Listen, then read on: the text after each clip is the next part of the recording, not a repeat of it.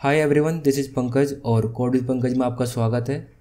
तो जी आज की जो वीडियो का टॉपिक है वो बड़ा इंटरेस्टिंग टॉपिक है और जिसका नाम है कि नोड.जेएस का फोल्डर का जो स्ट्रक्चर होता है।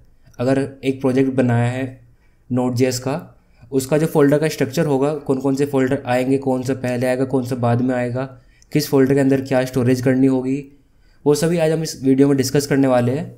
और इस वीडियो में मैं आपके साथ कुछ बेस्ट प्रैक्टिसेस शेयर करूंगा आपके कोड को ऑर्गेनाइज़ करने की, कि आपको अपने कोड को कैसे ऑर्गेनाइज़ करना है जिससे कि वो दिखने भी सही लगे और एक्चुअल में काम भी सही से करे। वो सारी चीज़ें मैं आपको से बताऊंगा। और इस वीडियो में हम यूज़ करेंगे एक्सप्रेस.जेएस, नोड.जेएस। इस वीडियो में हम ज़्यादा फोकस करेंगे फोल्डर के स्ट्रक्चर पर कि क्या क्या फोल्डर्स हम यूज़ करते हैं। जो सबसे कॉमन फोल्डर्स होते हैं वो सभी फोल्डर्स देखेंगे। और सबसे जो खास चीज़ है वो हम देखेंगे MVC। MVC मतलब होता है कि जैसे नोड.जेएस की एप्लीकेशन होती है उसमें काफ़ी इंपॉर्टेंट टॉपिक होता है MVC का। M for model, V for views, C for controllers. Models, views, controller, इनको भी हम डिस्कस करेंगे आगे वीडियो में। और इसके साथ ही साथ हम डिस्कस करेंगे राउट्स को, व्यूज़ को, मॉडल्स को, कंट्रोलर्स को। ये सभी फोल्डर्स हम डिस्कस करने वाले हैं इस वीडियो में। और मैं उम्मीद करता हूँ कि जैसे कि ये वाली वीडियो ख़त्म हो जाएगी, इसके बाद आपको कभी भी नोड.जेएस के प्रोजेक्ट के फोल्डर्स में कभी दिक्कत नहीं आएगी, ये मैं गारंटी के साथ कह सकता हूँ। तो चलिए वीडियो को शुरू करते हैं।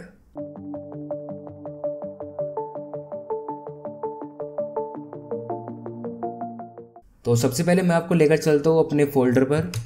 ये रहा मेरा प्रोजेक्ट जिसमें ये सारे फोल्डर्स बने हुए हैं। ये सभी मेरे फोल्डर्स हैं और मैं दिखाता हूँ VS कोड पे। ये रहे सारा जो फोल्डर का स्ट्रक्चर है। ये बेसिकली मेरा एक प्रोजेक्ट है नोड.जेएस का, जिसमें मैंने यूज़ किया है नोड.जेएस, एक्सप्रेस.जेएस, EJX और HTML CSS तो कॉमनली होती है, वो सभी तीनों चीज़ें फ्रंट एंड के लिए। मैं इसका आपको एक मतलब प्रीव्यू दिखा देता हूँ प्रोजेक्ट का कैसा दिखता है। टर्मिनल ओपन करता हूँ, यहाँ पर टाइप करता हूँ नोड.जेएस, नोडमोन स्टार्ट। इससे क्या होगा कि मेरा जो प्रोजेक्ट था वो स्टार्ट हो जाएगा लोकल होस्ट पे। और सर्वर तो स्टार्ट हो गया, डेटाबेस भी कनेक्टेड हो गया है, बिल्कुल सही है। मैं दिखाता हूँ, इस पर जाता हूँ ब्राउज़र पे और रिफ्रेश करता हूँ लोकल होस्ट 3000 को। हाँ, तो ये रहा प्रोजेक्ट मेरा आपके सामने। ये एक प्रोजेक्ट है जिसमें मैं जॉब्स को पोस्ट कर सकता हूँ एज ए एडमिन, और उसको एडिट कर सकता हूँ, डिलीट कर सकता हूँ। और अगर मैं एक यूज़र हूँ, एक स्टूडेंट हूँ, तो मैं जॉब के लिए अप्लाई कर सकता हूँ, उसके लिए टेस्ट दे सकता हूँ, उसका स्कोर देख सकता हूँ। और साथ में नोटिफिकेशन यूज़ किया कि जब भी मैं कोई नई पोस्ट या अगर नई मतलब कुछ भी नया चेंज करता हूँ, कोई अपडेट करता हूँ, तो उससे नोटिफिकेशन बन जाएगी और यहाँ इस सेक्शन के अंदर आ जाएगी नोटिफिकेशंस के। लॉगिन करने को बोल रहा है, मैं लॉगिन कर लेता हूँ। और हाँ, साथ साथ इसमें ऑथेंटिकेशन भी यूज़ हुई। जैसे आपने देखा कि इसने लॉगिन के लिए पूछा था अभी, तो ऑथेंटिकेशन, ऑथराइजेशन ये भी यूज़ हुआ है इसमें। मैं दिखाता हूँ आपको, ये रहा नोटिफिकेशंस। इसमें जो भी लास्ट जो अपडेट हुआ था 4 दिन पहले हुआ था, ये रही जॉब की नोटिफिकेशन। यहाँ से अगर मैं अभी एडमिन से लॉगिन हूँ तो मैं डिलीट कर सकता हूँ, अगर यूज़र होता तो सिर्फ मैं इसको देख सकता था। और इसमें कुछ पेजेस बने हैं जो एडमिन के लिए बने हैं और काफ़ी सारे पेज हैं जो सिर्फ यूज़र के लिए बने हैं। और साथ साथ यूज़र को एडिट करने के, अपडेट करने के भी पेज बने हैं। मैं दिखाता हूँ, जैसे मैं यहाँ पे अपने एडमिन वाले पे क्लिक करता हूँ तो यहाँ पे जिस मैं आईडी से लॉगिन होऊंगा उसी से रिलेटेड सारी इन्फॉर्मेशन यहाँ आ जाएगी। और मैं चाहूँ तो डिलीट कर सकता हूँ या एडिट कर सकता हूँ, सब चीज़ कर सकता हूँ। मैं होम पे जाता हूँ। अब वापस चलता हूँ VS कोड पे और समझते हैं सारा स्ट्रक्चर। इस प्रोजेक्ट में मैंने क्या क्या यूज़ किया है, सबसे कॉमन फोल्डर्स को मैं यहाँ पर ओवरव्यू के लिए बता दूँ। लैंग्वेजेस यूज़ की थी मैंने नोड.जेएस, एक्सप्रेस.जेएस, EJX जो टेम्पलेटिंग इंजन होता है वो वाला। और जो डेटाबेस यूज़ किया है वो क्या है, MongoDB का, जो कि क्लाउड वाला वर्जन है, एटलस करके कुछ नाम है उसका, वो वाला यूज़ किया है। तो ठीक है, देखते हैं। उससे पहले मैं आपको एक वाइट बोर्ड पे दिखा देता हूँ ये जो सारा स्ट्रक्चर है। यहाँ पर जाने से पहले आपको समझ आना चाहिए कि क्या क्या मेन फोल्डर्स होते हैं और क्या क्या फाइल्स मेन होती है, मैं वो दिखाता हूँ। तो ये रहा आपके सामने जो एक मेन सबसे स्ट्रक्चर होता है, इस टाइप से कुछ होता है। तो हमारे प्रोजेक्ट की जो सबसे पहली फाइल आती है वो है app.js, ये वाली। इसमें क्या होता है, इसको हम बेसिकली index.js के नाम से भी जानते हैं। तो मोस्ट ऑफ द टाइम हम index.js यूज़ करते हैं और या फिर app.js भी यूज़ कर लेते हैं। इसके अंदर हमारा जो एक्सप्रेस का सेटअप होता है, एक्सप्रेस का जो सेटअप होता है और एक्सप्रेस का जो ऐप बना होता है, हमारा कॉन्फ़िगरेशन फाइल्स होती है, लाइन्स ऑफ कोड होता है जो कॉन्फ़िगर करता है हमारे एक्सप्रेस के एप्लीकेशन को, वो सभी आता है app.js के अंदर और index.js के अंदर। इसका एक नाम और होता है, मैं यहाँ पर लिख देता हूँ।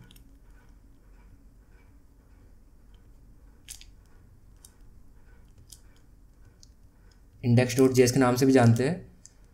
यानी कुल मिला के बात ये है, हमारे पूरे प्रोजेक्ट का जो सेटअप होता है, कॉन्फ़िगरेशन होता है, वो इसी फाइल के अंदर होता है app.js के अंदर।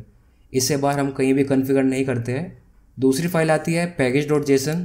इसमें क्या होता है, this file contain meta data about the project as well as list of dependencies required by application. इसका मतलब है कि हमारे प्रोजेक्ट का जो मेटा डेटा होता है, जो पैकेजेस होते हैं या फिर जो लिस्ट ऑफ डिपेंडेंसीज होती है जो हम इंस्टॉल करते हैं किसी भी प्रोजेक्ट को रन करने के लिए, वो सभी हम इसके अंदर स्टोर करते हैं। जैसे कि हमें कुछ पैकेज इंस्टॉल करना है, एक्सप्रेस के उठा लेते हैं हम सबसे पहले एग्जांपल, कि मुझे एक्सप्रेस यूज़ करनी है अपने प्रोजेक्ट के अंदर, तो इसका एक कोई पैकेज होगा और उस पैकेज को हम कन्फिगर करते हैं इस फाइल के अंदर package.json के अंदर। उसके लिए जैसे कमांड्स होती है ना कि npm i express.js या फिर npm i express, उस टाइप से जो कमांड होती है उसको रन करते हैं और वो पैकेज को इंस्टॉल कर देती है इस फाइल के अंदर। तो सारी जो लिस्ट ऑफ डिपेंडेंसीज होती है या हम बोल सकते हैं मेटा डेटा होता है, सारे पैकेज होते हैं, वो स्टोर करते हैं package.json के अंदर। ठीक है, 2 फाइल हो गई है। तीसरा आते हैं नोड मॉड्यूल्स। इसके अंदर क्या स्टोर होता है, जो हमारे सारे पैकेजेस इंस्टॉल हुए हैं, जो उन पैकेज का डेटा होगा। यानी कि हमने एक पैकेज इंस्टॉल किया npm i करके पैकेज का नाम, वो पैकेज ऐड हो गया package.json के अंदर, इस फाइल के अंदर, और इस फाइल के अंदर जो पैकेज इंस्टॉल हुआ है उस पैकेज के अंदर का जो डेटा होगा वो सब स्टोर होगा नोड मॉड्यूल्स के अंदर। और बेसिकली हम क्या करते हैं, जब हम अपने कोड को पोस्ट करते हैं गिटहब पे, तो हम ये वाला फोल्डर्स उस पर नहीं भेजते हैं। उसका रीज़न है क्योंकि हम वहाँ पर भेजते हैं package.json, और जैसे हम उसको क्लोन करेंगे रिपोजिटरी को अपने सिस्टम के अंदर, तो सबसे पहले जो कमांड हम रन करते हैं वो npm इंस्टॉल करते हैं।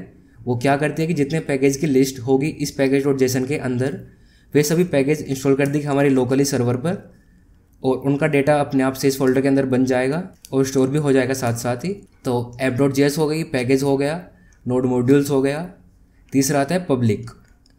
पब्लिक के अंदर क्या होता है, जितना भी हमारा स्टैटिक कंटेंट होता है जो कि नॉर्मली चेंज नहीं होता है, डायनेमिक, उसको हम स्टोर करते हैं पब्लिक के अंदर। मतलब पब्लिक है तो आप समझ सकते हैं कि ये पब्लिक है तो कोई भी एक्सेस कर सकता है कहीं से भी। तो पब्लिक के अंदर हम काफ़ी सारी चीज़ें स्टोर कर सकते हैं, जैसे कि पहली आती है CSS, क्योंकि जो CSS है वो हर बार तो चेंज होगी नहीं, तो एक बार डिफाइन कर दी कि भाई इसका जो कलर होगा रेड ही होगा, तो वो स्टैटिक हो गई, बार बार तो चेंज हम करेंगे नहीं उसको, तो हम स्टोर करेंगे CSS के अंदर। एक आता है कैटेगरीज के अंदर JS की, जावास्क्रिप्ट, जितनी हमारी JS का कोड होता है हम इस फोल्डर के अंदर रखते हैं JS के अंदर। तीसरा जो कैटेगरी आती है वो आती है इमेजेस की, जितने हम फ़ोटोज़, इमेज, वीडियोज़ स्टोर करते हैं वो हम यहाँ स्टोर करते हैं पब्लिक के अंदर।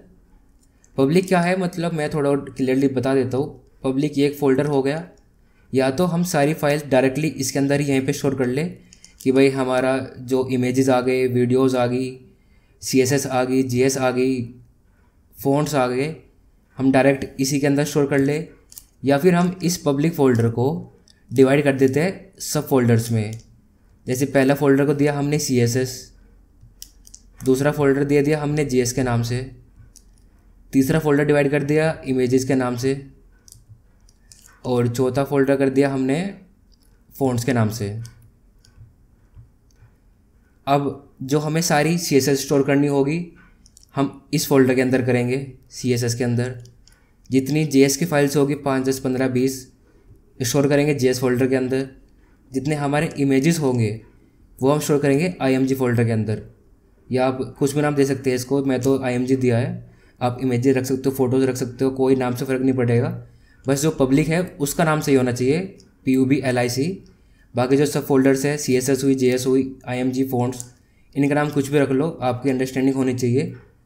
बट अपने कोड को ऐसा रखना चाहिए कि सामने वाले को देखते समझ आना चाहिए कि इस फोल्डर के अंदर क्या चीज़ मिलेगी।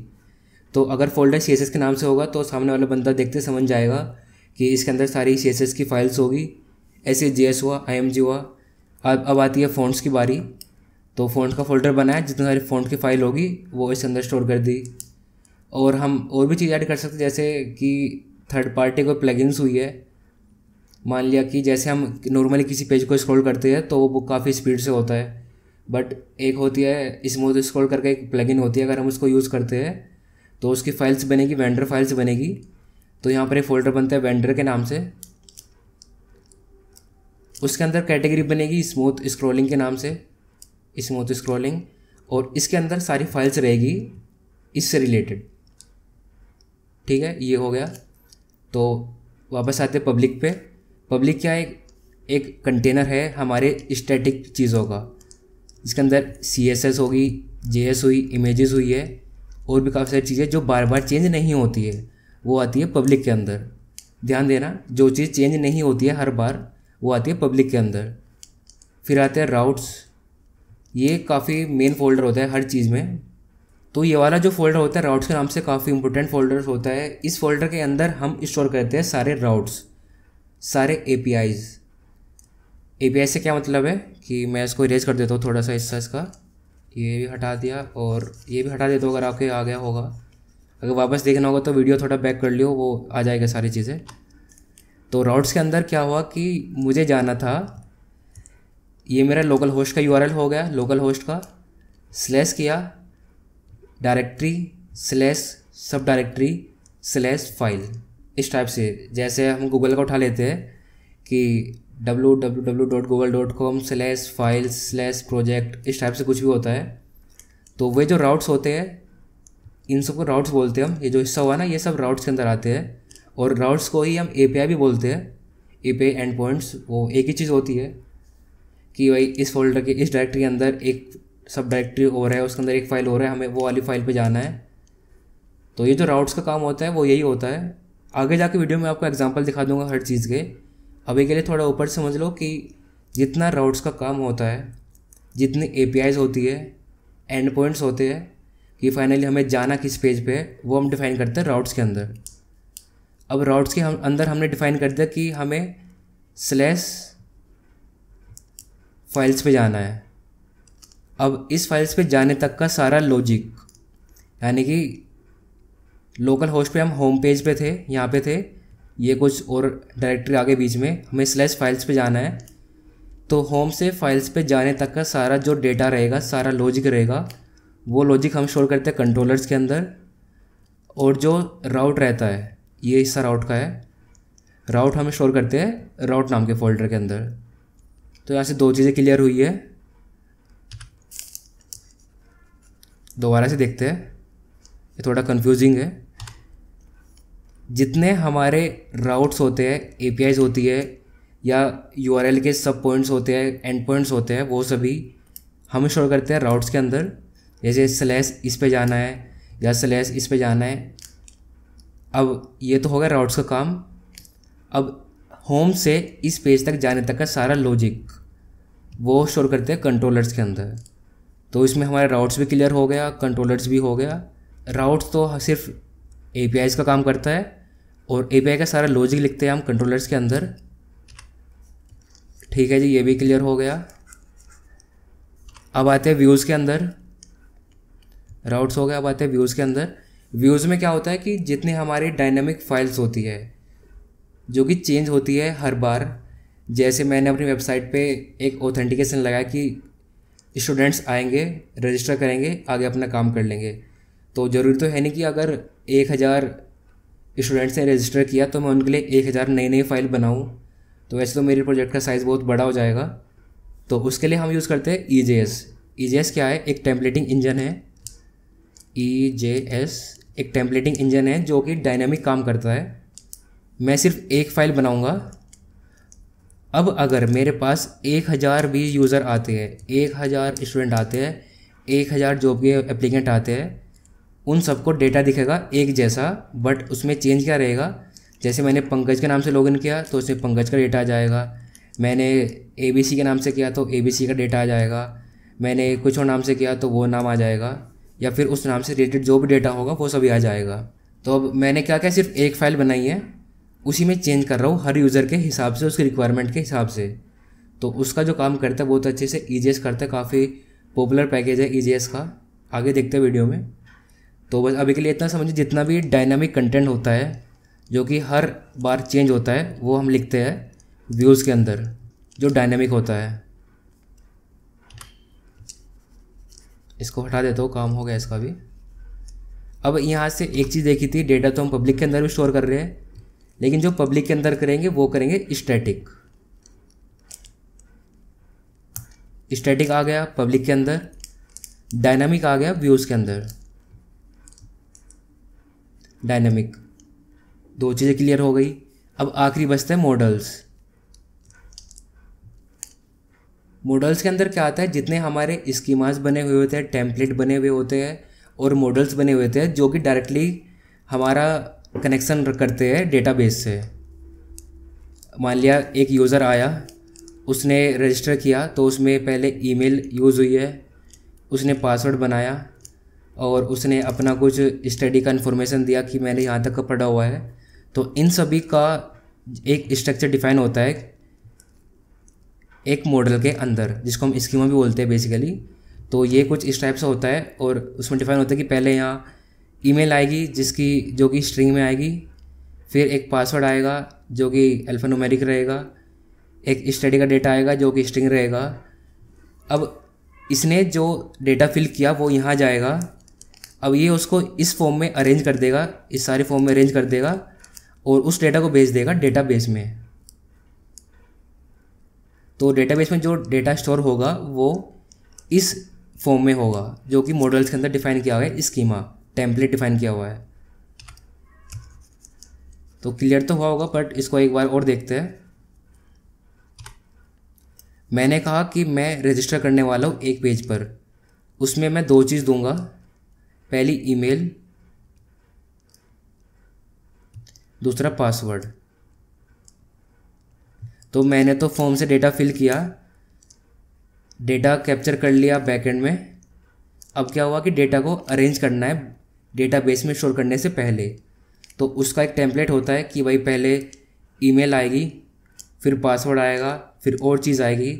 साथ साथ इनका वो भी होता है कि भाई इसका टाइप क्या है, स्ट्रिंग है, पासवर्ड है तो हमें नंबर में रखना है या स्ट्रिंग में रखना है। और भी डेटा होता है कि बूलियन रखना है, कुछ भी रखना है, उस टाइप से है। अब डेटा यहाँ से फॉर्म में से आया, इस टेम्पलेट के हिसाब से वो अरेंज हुआ। अरेंज होने के बाद वो डेटा चला जाएगा डेटाबेस में। ठीक है, तो ये होता है मॉडल्स का काम। मैं हटा देता हूँ इन सब चीज़ों को जो लिखा हुआ है। वापस से देखना होगा तो बैक करोगे तो चीज़ें आ ही जाएगी सारी। तो ये तो कुछ ओवरव्यू था सारा इस चीज़ का। तो मेरे हिसाब से तो अभी क्लियर हो गया होगा, बट फिर भी एक बार और देखते हैं। ये हटा देता हूँ मैं सारी चीज़ें। ठीक है, पहली चीज़ app.js या फिर index.js, यहाँ पे लिख देता हूँ मैं। तो app.js या index.js यूज हुई कॉन्फ़िगर के लिए। कॉन्फ़िगर हुआ किसका, एक्सप्रेस के ऐप का। दूसरी चीज़ आती है पैकेज.json, जितने हमने पैकेज यूज़ करने हैं, वो सब स्टोर हो गए पैकेज.json के अंदर। सारी डिपेंडेंसीज यूज़ होगी पैकेज.json के अंदर। तीसरा आता है नोड मॉड्यूल्स। इसके अंदर क्या हुआ, जो पैकेज इंस्टॉल किया था उस पैकेज का डेटा स्टोर होएगा इस फोल्डर के अंदर। ठीक है, अब आता है फोर्थ पब्लिक। पब्लिक डिवाइड होता है काफ़ी सारी कैटेगरी में, जैसे CSS हुआ, JS हुआ, इमेजेस हुआ, फ़ॉन्ट्स हुआ और एक्सटर्नल लाइब्रेरीज हुई। इसमें क्या है कि जो हमारा डेटा चेंज नहीं होता है हर बार, जो स्टैटिक होता है, जो स्टैटिक होगा वो यूज़ होगा पब्लिक के अंदर। हम अपनी रिक्वायरमेंट के हिसाब से अंदर इसको डिवाइड कर लेते हैं CSS, JS, इमेजेस, बट कुछ नीड नहीं होती है इन सब चीज़ों को डिफाइन करने की। सीधा पब्लिक का फोल्डर बनाओ और उनके अंदर जाकर स्टोर कर दो। अब आते हैं राउट्स। जितनी हमारी APIs होती है, URL के एंड पॉइंट्स होते हैं, वो डिफाइन होते हैं राउट्स के अंदर। और उन API का डेटा या फिर लॉजिक हमें स्टोर करते हैं कंट्रोलर्स के अंदर। लॉजिक हो गया। एपीआई को डिफाइन किया राउट्स के अंदर, एपीआई का लॉजिक डिफाइन करते हैं कंट्रोलर्स के अंदर। अब मैं कोड में दिखा दूंगा कैसे इनको लिंक करना है हर चीज़। फिर आता है व्यूज़। व्यूज़ में क्या है कि जितना हमारा डायनेमिक कंटेंट है वो चेंज होगा, स्टोर होगा व्यूज़ के अंदर। फिर आता है मॉडल्स। मॉडल्स एक टेम्पलेट इंजन होता है। इंजन क्या होता है, मतलब टेम्पलेट होता है जो डेटा हम भेज रहे हैं डेटाबेस में, ये एक मिडलवेयर काम करता है। हमसे डेटा उठाएगा, फॉर्म से डेटा उठाएगा, उसको उस टेम्पलेट के हिसाब से स्टोर करेगा और उसको भेज देगा डेटाबेस में। तो ये था हमारे फोल्डर का स्ट्रक्चर। इनसे अलावा 2-4 चीज़ें और होती है, जैसे हमारी गिट इग्नोर हुई है, dot git ignore, IGNORE git ignore हुई है। और package dot JSON dot log करके भी होती है कुछ, वो भी दिखा दूंगा मैं। Dot package dot JSON dot log करके होती है। और एक रीडमी फाइल भी होती है, एक रीडमी फाइल भी होती है। और ठीक है, ये सब चीज़ें हैं। गिट इग्नोर में क्या आता है, जो चीज़ें हमें गिटहब पर नहीं भेजनी होती है वो हम स्टोर करते हैं इसके अंदर। जैसे हमें ये वाला फोल्डर मैंने बताया था कि जो नोड मॉड्यूल्स का फोल्डर होता है उसको हम गिटहब पर नहीं भेजते, तो हम ये वाली फाइल बनाएंगे। इसके अंदर हम लिख देंगे कि जो /node modules, तो ये क्या करेगा, जब गिटहब पर कोड भेजेगा तो ये वाली डायरेक्टरी को वो एक्सक्लूड कर देगा, इसको इंक्लूड नहीं करेगा। फिर आती है package dot log dot JSON, मतलब इस टाइप से नाम होता है, मैं दिखाऊंगा अभी। Package dot JSON dot log करके होता है। इसमें पैकेज का डेटा होता है, बट इसको हम ज़्यादा न खास कुछ यूज़ में लेते हैं और ना इसको हम भेजते हैं गिटहब पर, तो हम इस फाइल को भी रख देते हैं गिट इग्नोर के अंदर। फिर आता है रीडमी फाइल। रीडमी फाइल क्या कहते हैं, जो आपकी गिटहब की रेपो होगी उस रेपो में जो डिस्क्रिप्शन होगा वो हम स्टोर करते हैं रीडमी फाइल के अंदर। ठीक है, ये तो सारे जो कॉमन फोल्डर्स हुए, फाइल्स हुए, वो सभी आ गई है। अब चलते हैं कोड के अंदर, सबसे मेन चीज़ जो है। तो ये मेरा प्रोजेक्ट था जो अभी आपको दिखाया था लाइव, ये वाला जो प्रोजेक्ट है इसमें जॉब से रिलेटेड है। तो जॉब से रिलेटेड ही सारी APIs बनेगी, डेटा बनेगा। तो चलिए देखते हैं इसमें क्या क्या यूज़ हुआ है। पहली मैं नीचे से स्टार्टिंग करता हूँ क्योंकि ऊपर से थोड़ा चीज़ें कंफ्यूज करेगी आपको। तो पहली आती है रीडमी फाइल। रीडमी फाइल क्या करती है, मैं एक आपको लाइव एग्जांपल दिखाता हूँ उसका। अगर मैं अपनी गिटहब के रेपो में जाता हूँ और ये जो आपको दिख रहा है readme.md, ये वही फाइल है जो मैं रीडमी बता रहा हूँ। ये यहाँ पे स्टोर होगी, ये होगी। और जो डेटा ये दिख रहा है ना, आपकी रिपोजिटरी का जो डिस्क्रिप्शन रहेगा वो इसके अंदर हम लिखते हैं। ये सभी जो डेटा है वो रीडमी फाइल के अंदर लिखा हुआ है। ठीक है, ये आ गया। तो गिटहब की रेपो का डिस्क्रिप्शन इस फाइल के अंदर आ गया, readme.md के अंदर। फिर ये मैंने एक इमेज स्टोर किया हुआ है, इससे तो कुछ नहीं है, तो वैसे किया हुआ है। फिर आते हैं package dot Jason. Package dot Jason मैंने बताई थी यहाँ पे, ये रहा कि जितने हमारे पैकेजेस होते हैं ये सभी वो स्टोर होते हैं पैकेज डॉट जेसन के अंदर। अब मैंने बताया था कि जो डिपेंडेंसीज होती है, ये रही डिपेंडेंसीज, ये सारे पैकेज मैंने इंस्टॉल किए हुए हैं इस फोल्डर के अंदर। इस प्रोजेक्ट के अंदर जो मैंने यूज़ किया है ये सभी npm i से इंस्टॉल किए गए हैं। तो ये आगे मेरे सारे पैकेजेस जो इंस्टॉल किए थे npm i की हेल्प से। फिर आते हैं पैकेज लॉग डॉट जेसन, ये जो बताया था हमें, इसके अंदर भी डेटा स्टोर होता है हमारे पैकेज से रिलेटेड। जैसे ये रहे मेरे सारे पैकेजेस और इन पैकेज का डेटा, ये रहा हर एक का पैकेज का डेटा ऐसे करके इसी फाइल में स्टोर होता है। बट जब हम इसको गिटहब पर भेजेंगे तो इसको हटा देते हैं फाइल को, इसको हम इंक्लूड नहीं करते। फिर आती है app.js या index.js, ये रही फाइल, वो सबसे मेन फाइल है इस प्रोजेक्ट की। हर प्रोजेक्ट की सबसे मेन फाइल app.js के नाम से होती है या index.js के नाम से होती है। इस फाइल के अंदर सारा कॉन्फ़िगरेशन हमारी एक्सप्रेस ऐप का इसके अंदर होता है। ये रहा कॉन्फ़िगरेशन, इसके ऊपर भी काफ़ी चीज़ें हैं। ये रही सारे एक्सप्रेस के मॉड्यूल्स जो इंपोर्ट किए हैं। और भी सारी कॉन्फ़िगरेशन हुई, या जो हमारी env से डेटा आता है .env से, वो भी इसके अंदर हम ले लेते हैं। और यहाँ पे सेटअप हुआ है मेरा डेटाबेस का, तो ये भी कॉन्फ़िगरेशन हो गया। यहाँ पे सेटअप हुआ है कुकीज़ का, सेशन का, तो ये भी सेटअप के अंदर आ गया। यहाँ पे सेटअप हुआ है, ये जो लाइंस दिख रही है कोड की, यहाँ पे सेटअप हुआ है मेरे ऑथेंटिकेशन का। जैसे यूज़र कॉन्फ़िगरेशन करता है अपनी फाइल्स को, साइन अप करता है, लॉगिन करता है, तो ये चीज़ उसमें यूज़ होती है। यहाँ पे कुछ सेटअप हुआ है, जैसे मैं यूज़ कर रहा हूँ EJS, तो EJS का सेटअप आ गया। URL का जो डेटा आता है उसका आ गया, मेथड ओवरराइट आ गया। और पब्लिक का जो हम पाथ यूज़ करते हैं ये वो आ गया। अपने फाइल को जो हम यूज़ करते हैं ना कि /public के अंदर ये डेटा मिलेगा, वो हम यहाँ पे करते हैं। लोकल्स के अंदर हम कुछ डेटा पास करने तो वो भी सेटअप आ गया। सारे राउट्स को कॉल करते हैं वो सेटअप के अंदर आ गया। और सबसे मेन और फाइनल चीज़ इस फाइल की वो है हम अपने पोर्ट को भी इसके अंदर डिफाइन करते हैं। जैसे ये वाला जो प्रोजेक्ट था वो लोकल होस्ट 3000 पे चल रहा है, तो 3000 तो मैंने यहाँ डायरेक्टली स्टोर नहीं किया है प्राइवेसी के लिए, उसको मैं उठा रहा हूँ process.env.port के अंदर से। वो यहाँ पे आ गया तो हमारा सर्वर से चल जाएगा। तो कुल मिला के बात इतनी है कि जो index.js होती है या app.js होती है उसके अंदर सारा कन्फिग्रेशन का मटेरियल आता है, चाहे वो राउट्स का कन्फिग्रेशन हो या पोर्ट का कन्फिग्रेशन हो, डेटाबेस का हो या एक्सप्रेस ऐप का हो। टोटल मिला के जितना भी कन्फिग्रेशन से रिलेटेड डेटा रहेगा वो आता है index.js के अंदर।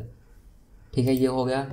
अब आती है .gitignore। मैंने बताया था यहाँ पे कि जो फाइल हमें भेजनी नहीं होती है उसको हम स्टोर करते हैं .gitignore के अंदर। जो चीज़ें हमें नहीं भेजनी होती है गिटहब के अंदर वो हम यूज़ करते हैं .gitignore। इसका मैं एक लाइव एग्जांपल दिखाता हूँ gitignore का। मैं अपने गिटहब पर लेके जाता हूँ और इसी प्रोजेक्ट के अंदर एक मिलेगी .gitignore, ये रही फाइल। मैं अगर इसको ओपन करता हूँ तो इसमें काफ़ी सारी इंडेक्सिंग मिलेंगे, जैसे node modules .env, package log.json और db store। अभी बताया था ना कि हम पैकेज log.json को इंक्लूड नहीं करते हैं, तो ये लिखा हुआ है इसके अंदर। तो gitignore क्या करती है, जितनी हमारी फाइल्स गिटहब पर नहीं भेजनी होती है वो हम इसके अंदर मेंशन कर देते हैं, तो वो सभी फाइल, फोल्डर, डेटा, कोड कुछ भी होता है वो गिटहब पर नहीं जाएगा। ठीक है, अब आती है .env क्या करती है कि हमारे जो प्रोजेक्ट है उसका जो कॉन्फ़िगरेशन का जो क्रेडेंशियल्स होते हैं, ईमेल आईडी, पासवर्ड या डेटाबेस का यूआरएल हुआ, लोकल होस्ट का पोर्ट हुआ, वो सब डिफाइन करते हैं .env के अंदर। यानी कि कुल मिला के बात यह है, हमारा जो डेटा हम हाइड करना चाहते हैं दूसरों से वो हम स्टोर करते हैं .env के अंदर। env हो गए। फिर आते हैं व्यूज़ मैंने यहाँ पे बताए थे कि व्यूज़ होता है डायनामिक के लिए। तो हमारा जो डेटा हर बार चेंज होता है यूज़र की रिक्वायरमेंट के हिसाब से, वो हम स्टोर करते हैं व्यूज़ फोल्डर्स के अंदर। अब व्यूज़ फोल्डर के अंदर मैंने कुछ कैटेगरी डिफाइन की है, जैसे ऑथेंटिकेशन हुआ, जॉब्स हुई, नोटिफिकेशन, पार्शियल्स और क्वेश्चंस हुए, यूज़र्स हुए और एक होम पेज हुआ है। तो आप कैटेगरी डिफाइन कर दो, कोई दिक्कत नहीं है, अगर ना भी करो तब भी काम हो जाएगा। बट इसमें मेन चीज़ ये है कि अगर आप फोल्डर्स बना दोगे तो उससे एक जान पहचान अच्छी बनी रहेगी कोड के साथ, कि मेरी जो सारी फाइल्स है ऑथेंटिकेशन से रिलेटेड वो आएगी ऑथेंटिकेशन के फोल्डर के अंदर। ये दोनों लॉगिन और रजिस्टर। सारी जॉब से रिलेटेड जो फाइल है ये रही सारी जॉब्स के लिए, all jobs, edit jobs, new job और शो जॉब के नाम से। फिर जो नोटिफिकेशन के फोल्डर्स के अंदर फाइल्स है वो इससे रिलेटेड होगी। पार्सल्स के अंदर मैं रखता हूँ हेडर और फुटर। फिर आता है क्वेश्चंस के अंदर सारी फाइल, नया क्वेश्चन डालना है, एडिट करना है, डिलीट करना है। फिर आता है यूज़र्स के अंदर कि यूज़र दिखाना है, उसका पेज एडिट करना है, उसका पेज, वो सभी। अब ये सब जो चीज़ें थी वो चेंज होती है यूज़र के रिक्वायरमेंट के हिसाब से। जैसे एग्जांपल के लिए मैं दिखा देता हूँ ऑथेंटिकेशन, कि भाई हर यूज़र आएगा उसकी ईमेल आईडी अलग रहेगी, पासवर्ड अलग रहेगा, नाम अलग रहेगा, उस नाम को दिखाना है उसकी एप्लीकेशन पे, तो चेंज हो रहा है डेटा, तो वो आ गया ऑथेंटिकेशन के अंदर। जॉब है वो हर यूज़र के हिसाब से अलग हो सकते कि भाई उसने कैटेगरी सेलेक्ट की है कि मुझे इससे जॉब चाहिए, आईटी की जॉब चाहिए, तो आईटी के जॉब्स के हिसाब से हर यूज़र की अलग अलग आएगी। नोटिफिकेशन हुई, ये सब चीज़ें हर बार चेंज होती है, तो व्यूज़ फोल्डर यूज़ होता है इसके लिए। फिर आता है राउट्स के लिए मैंने बताया था यहाँ पे ये था, ये रहा राउट्स, कि सारा जो एपीआई का डेटा है वो आता है राउट्स के अंदर।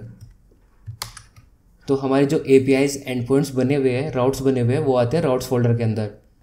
जैसे मैं दिखाता हूँ कि एक फाइल बनी है ऑथेंटिकेशन राउट के नाम से, तो जितने मेरी ऑथेंटिकेशन के राउट्स रहेंगे वो आएंगे ऑथेंटिकेशन के अंदर। जॉब्स के सारे राउट रहेंगे जॉब्स के अंदर। नोटिफिकेशन के यहाँ पे स्टोर किया मैंने, क्वेश्चंस के यहाँ पे किए, यूज़र के यहाँ पे किया है। आप चाहे तो एक फाइल के अंदर कर लो, कोई दिक्कत नहीं है, बट बात फिर वही आती है कि कोड को समझना आसान होना चाहिए, दूसरों के लिए भी अपने लिए भी। तो उसके मैंने 5 चीज़ यूज़ की थी। ऑथेंटिकेशन एक फ़ाइल के अंदर आ गया, जॉब्स एक फ़ाइल के अंदर आ गया, नोटिफिकेशंस एक फोल्डर के अंदर आ गया, क्वेश्चंस एक के अंदर आ गया, और यूज़र्स का डेटा रहा वो एक के अंदर आ गया। तो सारे APIs, URL, and points define करते हैं हम राउट्स के अंदर। फिर आता है, हाँ अब चीज़ क्या थी कि फाइल के अंदर हमने, जैसे मैं दिखाता हूँ, ये पहले मैंने यही फाइल ओपन कर ली ऑथेंटिकेशन वाली। ये रहे मेरा सारे जो राउट्स रहे हैं, रजिस्टर हुआ गेट का, रजिस्टर हुआ पोस्ट का, कि वह डेटा यहाँ से जाएगा, यहाँ पे डेटा आएगा, लॉगिन के लिए डेटा यहाँ से लेगा, यहाँ पे भेज देगा और लॉग आउट कर देगा। तो ये 5 चीज़ें डिफाइन हुई है इसके अंदर, मतलब 5 राउट्स की है, 5 API की है मैंने। अब इन API का जो डेटा है वो स्टोर है इसके अंदर, इसका डेटा इसके अंदर, लॉगिन का इसके अंदर, इसका यहाँ पे, और इसका लॉगिन यूज़र के अंदर। इसका मतलब क्या है, जितना इस API का डेटा रहेगा वो हम स्टोर करते हैं कंट्रोलर के फोल्डर के अंदर। सबसे पहला जो फोल्डर है कंट्रोलर का वो इसीलिए है। ये देखो 5 फाइल थे, ये वाली 5 फाइल। अब इन्हीं का जो फाइल बनी है वो यहाँ पे कंट्रोलर के नाम से फाइल बनी है, सेम चीज़। 5 फाइल थी, authentication, job, notification, question, user, वही 5 फाइल बनी हुई है यहाँ पे। बस फ़र्क इतना है कि API डिफाइन की हमने इसके अंदर, राउट्स के अंदर, और उस API का डेटा हमने स्टोर किया कंट्रोलर के अंदर। एग्जाम्पल के लिए मैं दिखाया था कि ऑथेंटिकेशन में गया, स्लैश रजिस्टर का जो डेटा है वो स्टोर हुआ है सो रजिस्ट्रेशन फॉर्म के नाम से, एक वेरिएबल है उसके अंदर। ये रहा वो रजिस्ट्रेशन फॉर्म के नाम से जो वेरिएबल था, उसको मैंने बुलाया था कंट्रोलर्स के अंदर। तो मैं जाता हूँ कंट्रोलर्स में ऑथेंटिकेशन के अंदर, और ये रहा सो रजिस्टर फॉर्म। अब उस API का डेटा रहा, वो डेटा ये रहा। ऐसे हम हर API का डेटा हम अलग फाइल से बना के स्टोर कर लेते हैं। तो ये हो गया कंट्रोलर का काम, राउट्स हो गए। फिर आता है पब्लिक। पब्लिक के अंदर मैंने क्या बताया था कि जो हमारा डेटा रहेगा स्टैटिक, यहाँ पे कि भाई जो बार बार चेंज नहीं होता है, एक बार डिफाइन कर दिया, जब तक प्रोजेक्ट है वो साथ साथ चलेगा।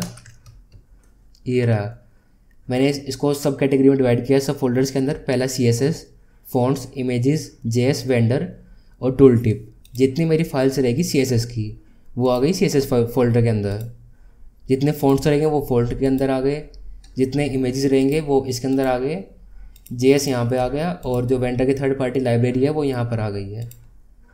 तो ये सारी जो फाइल्स है वो हर बार चेंज नहीं होती है यूज़र के हिसाब से, ये एक बार डिफाइन कर दी है, वो हर किस के लिए वही रहेगी। जैसे हमारा होम पेज की जो UI रही है, मैं दिखाता हूँ कि जो ये हुआ ये हर यूज़र के लिए सेम रहेगा, बट यहाँ पे जो नाम आएगा वो डिफरेंट आएगा। तो इस होम पेज की जो स्टाइलिंग हुई है उसके लिए हम पब्लिक फोल्डर यूज़ करते हैं, और जो यहाँ पे चेंज हुआ ना, ये हर यूज़र के हिसाब से उसकी email ID आएगी, उसके लिए हम यूज़ करते हैं व्यूज़ फोल्डर। तो ये डायनेमिक हो गया। अब क्या हुआ कि ये पब्लिक भी हो गया। फिर आता है नोड मॉड्यूल्स। नोड मॉड्यूल्स के अंदर मैंने बताया था कि पैकेज के अंदर का डेटा, मैं हटा देता हूँ उनको, काफ़ी चीज़ें आ गई है। ठीक है, हो गया क्लियर। जितना पैकेज का डेटा होगा वो स्टोर होगा नोड मॉड्यूल्स के अंदर। ठीक है, पैकेज इंस्टॉल किया इस फाइल के अंदर, उसका डेटा आता है नोड मॉड्यूल्स के अंदर।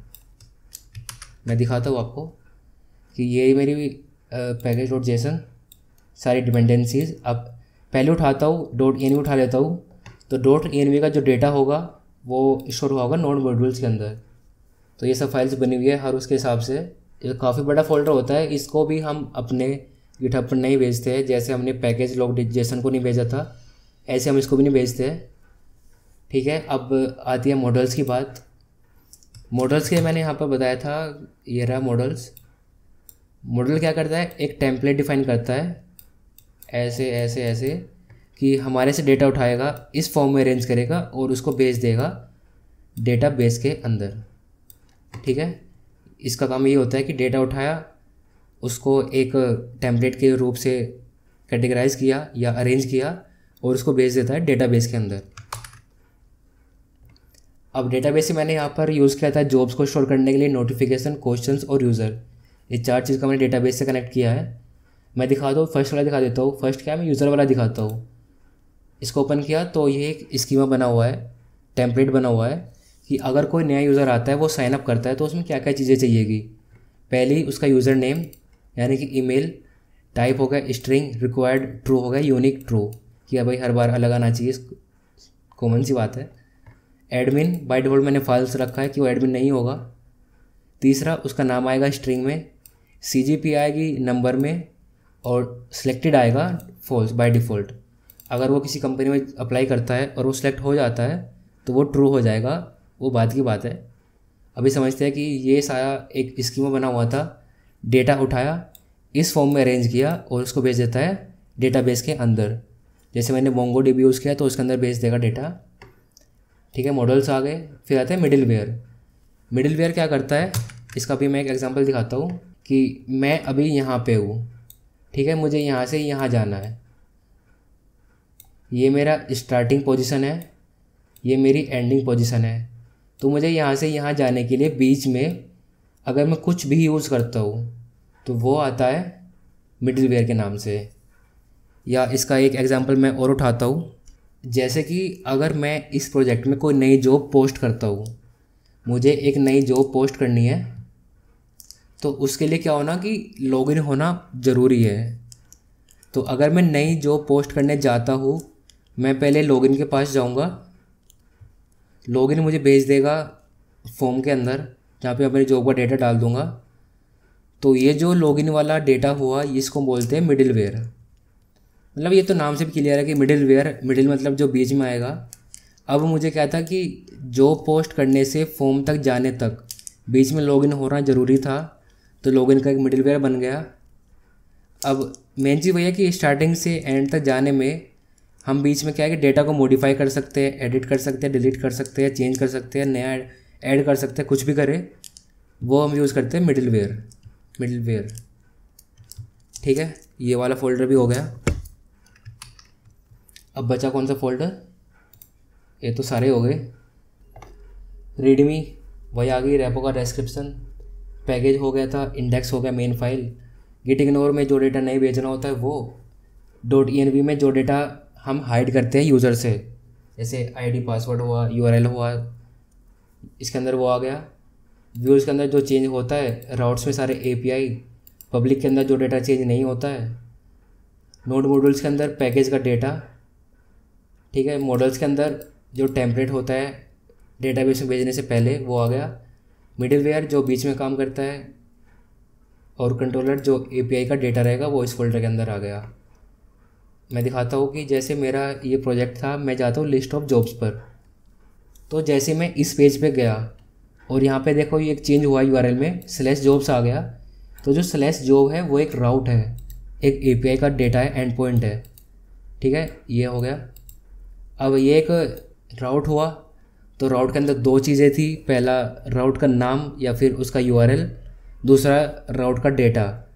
अब राउट का जो डेटा था वो आ गया था कंट्रोलर के अंदर, यहाँ पे कंट्रोलर के अंदर, और जो राउट डिफाइन हुआ था वो आता है यहाँ पे, कहाँ गया, राउट्स के अंदर। यहाँ पे डिफाइन किया, यहाँ पे डेटा लिख दिया, यहाँ पे दोनों कनेक्ट किया और यूज़ कर लिया। ये तो थी सारा फोल्डर का स्ट्रक्चर। अगर इन फोल्डर्स में से कोई भी फोल्डर अगर आपको लगता है कि ये समझ में नहीं आया है, तो एक बार वीडियो पीछे करके देख लो, समझ आ जाएगा। मैंने काफ़ी डिटेल से समझा है। अगर फिर भी समझ नहीं आता है तो आप कमेंट बॉक्स में टाइप कर दे कि भाई ये वाला फोल्डर या इस टॉपिक के अंदर और वीडियो बनाएं। जैसे राउट्स हुआ, तो अगर आपको राउट यूज़ करने आते हैं तो बहुत बढ़िया बात है। अगर राउट्स यूज़ करने नहीं आते हैं तो कमेंट बॉक्स में टाइप कर दो कि राउट के ऊपर एक सेपरेट वीडियो बना दो, मैं वो बना दूंगा। या .env के ऊपर चाहिए तो वो बना दो। या मॉडल्स कैसे बनाते हैं और कंट्रोलर्स कैसे बनाते हैं, आपको जो भी वीडियो चाहिए आप इसमें कमेंट में जाकर के टाइप कर दो, मैं उसके ऊपर वीडियो बना दूंगा सेपरेट से। ठीक है, तो ये था इस सारा वीडियो का डेटा। तो अगर आपको वीडियो अच्छी लगती है तो एक थम्स अप ज़रूर दियो उस वीडियो के लास्ट में, और कमेंट में जो आपका फीडबैक रहेगा वो टाइप कर दियो। और बाकी वो चीज़ें तो होती है ना कि लाइक, कमेंट, शेयर, सब्सक्राइब जो भी होती है दबा दियो सब। ठीक है भाई, इस वीडियो करते हैं अब एंड। तो अगली वीडियो आए तब तक का टाटा, बाय बाय, टेक केयर।